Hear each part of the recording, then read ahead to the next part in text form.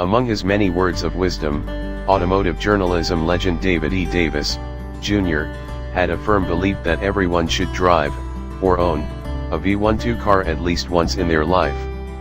And while the newer crop of turbo and biturbo 12 cylinders are, in their own rights, damn good, I have a feeling David E.'s words are better suited to engines of the naturally aspirated type. Engines like the 6.0-liter V12 under the hood of the Aston Martin Vanquish S. The free-breathing V12 is a dying breed. When the Vanquish goes out of production, so too will its engine, as Aston Martin looks to turbocharging, and electrification, for its future.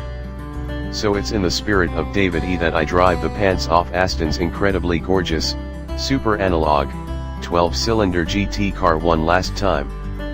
Pros: a total powerhouse.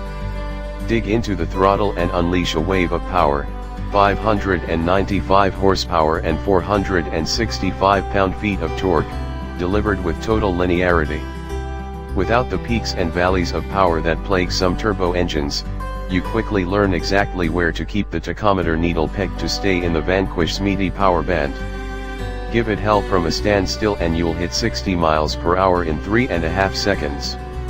Keep the engine on boil in third and fourth gears and you'll always have enough thrust to blast out of a corner, a deep, 12-cylinder roar accompanying your every move. The full experience of this engine's power delivery, the feeling, the sound is intoxicating.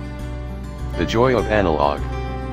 I almost forgot how refreshing it is to drive a car with hydraulic steering. There is a heft and a level of feedback to the setup that even the best electronically assisted units cannot match, and it's this connection with the Vanquish that gives me more and more confidence as I hustle it down winding roads. Sport and GT.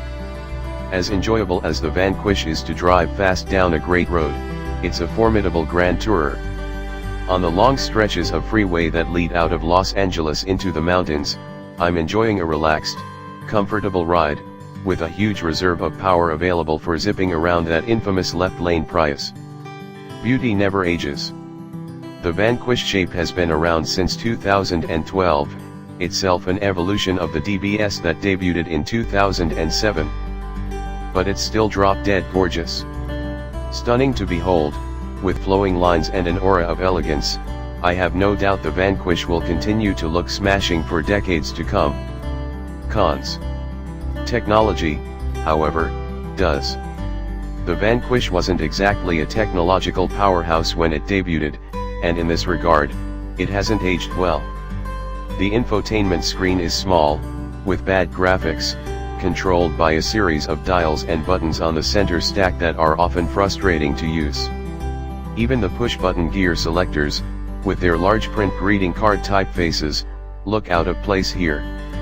Hell, even the minuscule information display inside the gauge cluster looks 8-bit compared to the beautiful digital displays that are quickly becoming commonplace with high-end automakers. Considering this car's starting price of over $300,000, you'd be right to expect better. Louder, lower. Small gripe, this car is too quiet below 3000 RPM, even with sport mode activated, it opens the exhaust flaps.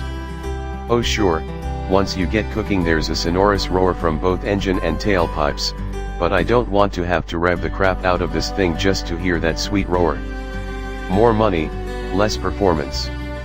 There's a whole class of exotics: Audi R8, McLaren 570s and 570 GT, Porsche 911 Turbo that are both quicker and cheaper than this $312,950 Vanquish.